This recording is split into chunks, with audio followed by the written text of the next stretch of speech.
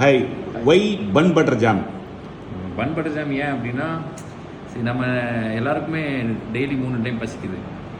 So பசிக்கிற நேரம்லாம் பிரியாணியோ இல்லைன்னா ஒரு பெரிய முகல் ஸ்டைல்லையோ டர்க்கிஷ் ஏதோ சாப்பிட முடியாது.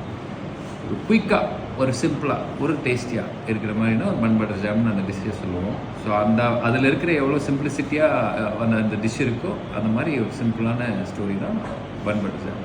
சிம்பிளாக ஜஸ்ட் படம் பார்க்குறதுக்கு ஆதி காலத்தில் ஒரு தேவை இருக்கும் இல்லையா, என்டர்டைன்மெண்ட்டுன்னு, அது இதில் இருக்கும். ஸோ அதனால் this is simple humble film.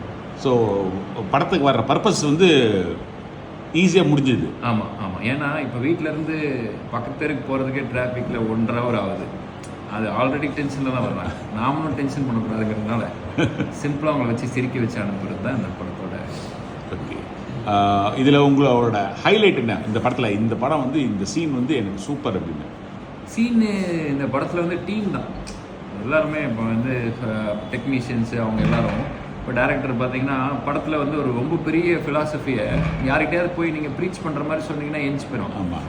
சரி, இது ரொம்ப ஒரு பெரிய விஷயத்த புரிஞ்சுக்கிற மாதிரி ரொம்ப இப்போ ஜென்சின்னு சொல்கிறாங்க இல்லையா, நானே பழசு தான். எனக்கு அப்புறம் பிறந்தவங்கலாம் வந்து இன்னும் வந்து அவங்களுக்கு அந்த அட்டென்ஷன் ஸ்பேன்லாம் கம்மியாக இருக்குது. ஷார்ட்ஸ் தான் பார்க்குறாங்க. ஃபோன்லேயே டைட்டில் இன்டர்வியூலாம் அவங்க ஃபோனை தூக்கிடுறாங்க. ஸோ அவங்களுடைய லைக்கபிலிட்டிக்கு க்ளோஸாக இருக்கிற மாதிரியான நிறைய விஷயங்கள் டைரக்டர் பண்ணியிருக்காரு.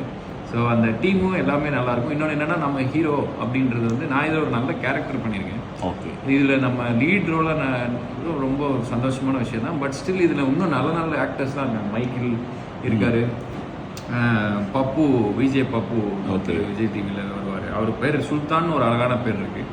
ஸோ அது வந்து அவர் நடிச்சிருக்காங்க. 2 ஹீரோயின்ஸு. அப்புறம் வந்து பல படங்களில் அம்மா அப்பாலாம் எதுக்கு இருக்காங்கன்னே தெரியாது. இன்றைக்கி நம்ம வீட்டிலே வந்து அம்மாவுக்கு நம்ம அதிகமாக கால் பண்ணுறோமா, வேலையில் போயிட்டு நம்ம ரொம்ப மறந்துடுறோம்னு நினைக்கிறேன் நம்ம அம்மாவே.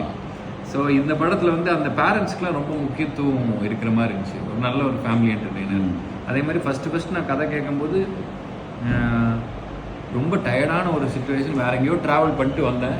ஸோ அதை கதை கேட்கும்பொழுது அந்த 2 மணி நேரமே எனக்கு டைம் போனதே தெரியல. ஒரு படத்தோட பர்பஸும் அதுதான், ஒரு டைம் பாஸ் மீடியம். ஸோ அதனால் அந்த நேரமும் போச்சு, கேட்க சுவாரஸ்யமாகவும் இருந்தது. ஸோ அதனால் இந்த படம் வந்து எனக்கு ரொம்ப ஸ்பெஷல் நினைக்கிறேன். இதில் இதுதான் ஹைலைட்டுன்னு எனக்கு தோணுது.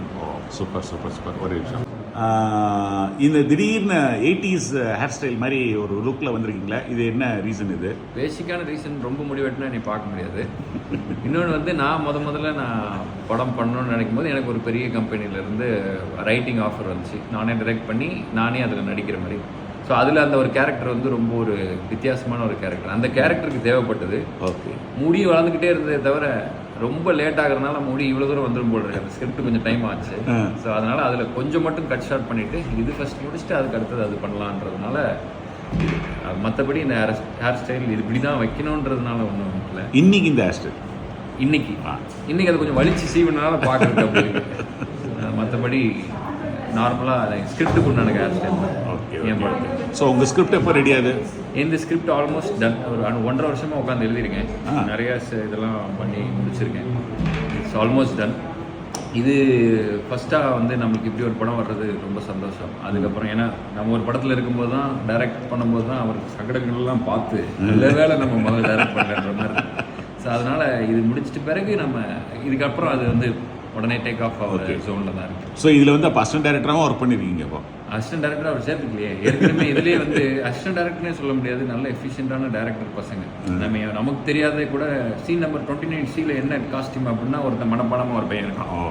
ஸோ அந்த மாதிரி இருக்கிற எல்லாருமே ரொம்ப நானும் அசிஸ்டன்ட் டைரக்டராக வேலை செஞ்சுருக்கேன். ஸோ நான் வேலை செய்யும்போது எனக்கு ஒரு அறிவு இருக்கும் இல்லையா, அதை தாண்டி நல்ல நாலேஜபிளான பசங்க இதில் இருக்காங்க. டைரக்ஷன் டீம்னே சொல்லலாம். அவங்க எல்லாருமே அவங்க ஒர்க்கை இன்னைக்கு வரைக்கும் டில் டேட் பண்ணிகிட்டு இருக்காங்க. Oh, very good very good. So இது ஒரு பேமெண்ட்டில் நீங்கள் 2 விஷயம் எடுத்துட்டீங்க. ஒரு ஆக்டிங் அண்ட் நைஸாக யாருக்கும் தெரியாமல் டைரக்ஷன்லாம் கொஞ்சம் அப்படியே கற்றுக்கிட்டு இருக்கீங்க. ஆமாம், நம்ம எப்பவுமே அப்படி தானுங்க. நடிப்பு கூட யாராவது பார்த்து நடிச்சுக்கிட்டு இருக்கும்போது நாமளாக பார்த்து கற்றுக்கிறது தான். பிறக்கும் போதே நான் அந்த மாதிரி எனக்கு கொஞ்சம் ஒரு டைமாக நம்மளாக கற்றுக்கிறது தானே. யாரோ ஒருத்தர் சொல்லிக் கொடுக்குறது இல்லைன்னா இப்போ பண்ணதை பார்த்துட்டு யாராவது இது நல்லா இல்லை அதெல்லாம் சொன்னாங்கன்னா அதுலேருந்து கற்றுக்கிறது தான். ஸோ ஒன்று வாங்கினா ஒன்று ஃப்ரீ மாதிரி நைஸாக அப்படியே ஆக்டிங் ப்ளஸ் அப்படியே டைரக்ஷனும் ஃப்ரீயாக வந்துருச்சு உங்களுக்கு. அப்படி டைரக்ஷன்றது ஃப்ரீயாகவே வராதுங்க. அது லாட் ஆஃப் பொறுமை வேணும், அது பல வருஷங்கள் உழைப்பு வேணும். நான் ஒரு நெல்சன் சார்கிட்ட ஒர்க் பண்ணியிருக்கேன். ஸோ அதனால் பாக்யராஜ் சார்கிட்ட இருந்திருக்கேன். ஸோ இவங்களெல்லாம் பார்த்துருக்கேன். Direction is no easy job.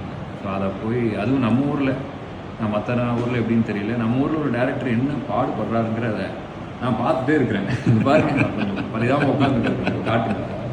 So அதனால் இட் இஸ் நோ ஈஸி ஜாப்ங்க. ஸோ அதனால் அது எத்தனை படம் பண்ணாலும் கற்றுக்கிட்டு தான் இருக்கணும்னு நினைக்கிறேன். ஸோ அடுத்த வருஷம் பார்க்கலாம் இல்லையா உங்களை ஷூர் டைரக்ஷனில்? ஷூர், கண்டிப்பாக. Okay, thank you. தேங்க்யூ.